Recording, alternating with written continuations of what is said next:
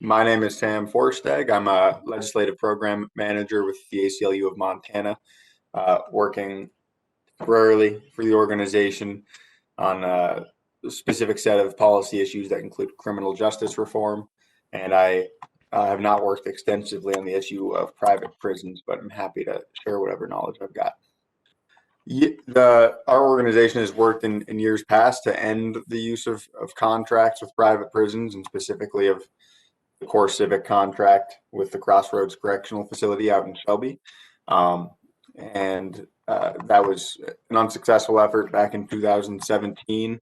And more broadly, we work for criminal justice reform and or what we're now calling criminal legal reform by advocating for prisoners' rights and trying to disentangle Montanans from the criminal justice system. I would assume that they do have a lobbyist working on a contract basis with them, which is one of the ways that organizations hire advocates. And you can go to the Commissioner of Political Practices website to that's all public information if you're curious who's doing that work. Well, I'd say really prisoners and citizens' civil rights are what take a hit when we decide to contract out our really warehousing and criminal justice system to private companies. We only have the one contract in Montana with Core Civic, but I believe Core Civic's bed capacity accounts for somewhere in the range, and this is a rough estimate of 20% of our Department of Corrections capacity. And the ACLU in the past 3 to 4 years alone has been involved in numerous civil rights suits and responses to human rights complaints at the Core Civic facility, including um, I think it was 2017 or 18 that we were involved in a Human Rights Bureau complaint because the Crossroads Correctional Facility was subjecting Native American prisoners to invasive strip searches as they attempted to carry out a traditional sweat lodge ceremony. Um, but really, we have a constitutional imperative in the state constitution to pursue reform as one of the goals of our correction system.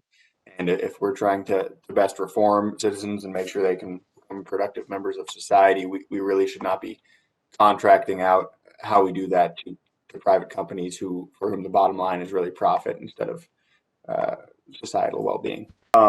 I'd say we can walk and chew gum at once.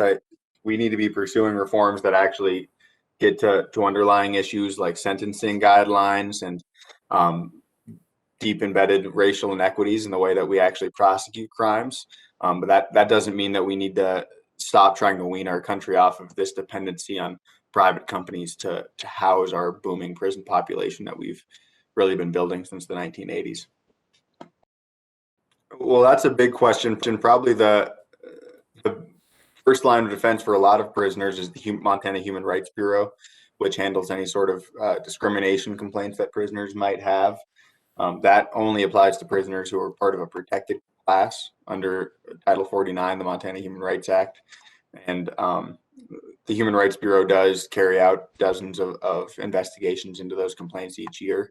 We undoubtedly could use more oversight, though, because we still have prisoners who sit in things like restricted housing or solitary confinement for months, sometimes even years on end, and that has deep-seated and permanent impacts on those citizens' ability to reintegrate into society on the back end. Our broad goal should be A, to reduce prison populations, and B, to reduce recidivism, so reduce the amount of people who are coming back to prison and back to the criminal legal system after they've gotten out. Hello, I'm Carl Anderson. I am the regional organizer for the MSU Bozeman chapter of the Montana Public Interest Research Group, or MontPIRG. However, I am here. The opinions expressed will be representing myself and not necessarily the opinions of our organization as a whole. I was only able to find two pieces of legislation dealing with private prisons that have been considered this session. My personal opinion would be that yes, it creates incentive for private prisons to have inmates in their institution. Short term, what can we as students do to help it decrease the amount of influence private prisons have in Montana? I mean, First of all, doing exactly what you're doing now by first educating yourself about them, and then possibly reaching out to other folks that feel the same, educating each other about them, and then once you feel you've got enough folks to to do some meaningful work, then you go about educating everyone about them and getting them to take actions, to contact our legislators, contact our decision makers at all levels about how we feel about this. But the main piece of the work is educating yourself and educating others about it, so that you can be effective advocates against private prisons. I mean, and this is kind of a candid suggestion. Find other ways to reform than incarceration.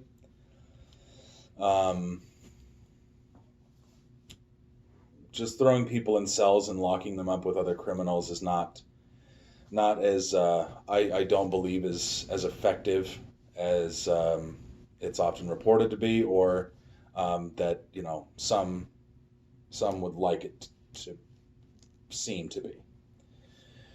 So that would be my candid answer to that one, is quit locking so many people up. It's unnecessary and ineffective. I think, though, that we have a really great opportunity here to see what happens in Oregon. I think we should be paying very close attention to how that all plays out. And because there's inevitably with big changes like that, there is always something that backfires. So it should be on us to watch, pay attention, learn from the mistakes that they encounter in doing so, and then if in fact the voters of Montana ever decide to go down a similar route, we will have a blueprint for how we should go about it to possibly do it even more effectively than Oregon might be able to do it. So this brings us to the question, where does Montana go from here?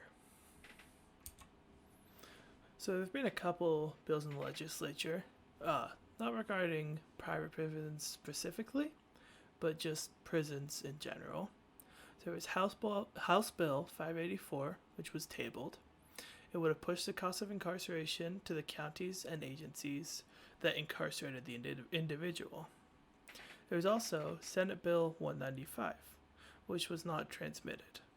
This would have amended the Montana Human Rights Bill to read, "The institutional supervision, administration, custody, security, management, or treatment of youth or adult prisoners does not constitute a service under this section."